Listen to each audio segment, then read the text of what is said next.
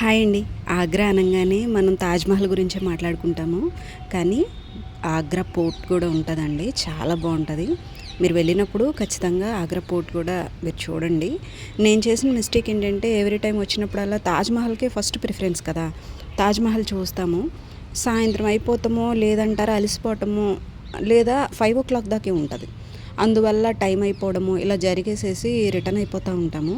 ఈ ఫ్రైడే ఏమైందంటే మర్చిపోయి వెళ్ళిపోతే తాజ్‌మహల్ క్లోజ్ ఉంది. ఎవ్రీ ఫ్రైడే ఉండదండి తాజ్‌మహల్.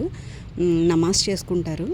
అందువల్ల సరే ఈ పోర్ట్‌కెళ్దామని వెళ్ళాము. నిజంగా వెళ్ళిన తర్వాత ఇన్ని రోజులు మిస్ అయ్యామా అనిపించింది. చాలా బావుందండి.